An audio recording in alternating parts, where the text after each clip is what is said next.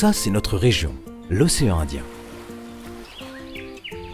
Regarde comme nos îles sont belles, comme elles sont vertes et riches. Hey, que se passe-t-il? On dirait qu'il y a de moins en moins d'eau. Eh bien ça, c'est le résultat de nos actions.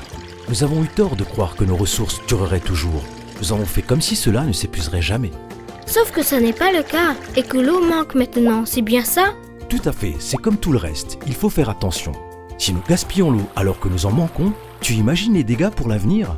Tout est lié, tu sais. Mais d'où elle vient l'eau en fait? Le plus souvent, elle vient de la pluie.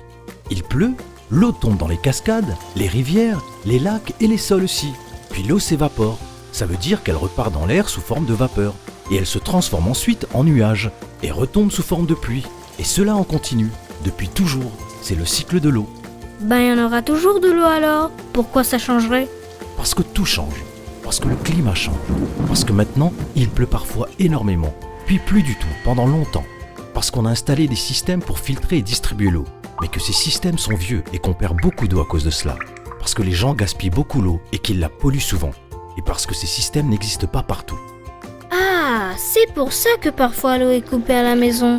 Et il y en a même qui n'ont pas d'eau chez eux. Et ils doivent marcher beaucoup et longtemps pour en trouver. L'eau est précieuse. Il faut apprendre à l'utiliser intelligemment pour notre avenir et celui des générations futures. Comment peut-on faire?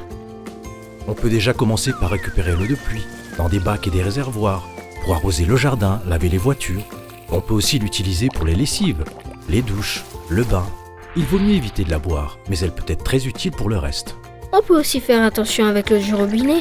Ne pas la laisser couler quand on se brosse les dents, quand on fait la vaisselle, quand on prend une douche. En voilà de bonnes idées. C'est aussi ça le développement durable. Développement durable. Ça veut dire faire attention à tout ce que nous faisons, en pensant à demain. Et préserver l'eau aujourd'hui, c'est faire en sorte que tes enfants et tes petits-enfants puissent en avoir encore. Tu comprends? On peut déjà réparer tous les circuits pour empêcher les fuites, non? Tout à fait. On peut réparer les circuits ou en installer de nouveaux si on trouve de l'argent. Et choisir des systèmes qui permettent de réduire la pression de l'eau. Et comme ça, il y a moins d'eau qui sort du robinet. Pour l'agriculture par exemple, on peut utiliser la technologie pour savoir si les sols sont secs ou pas, et arroser selon les besoins.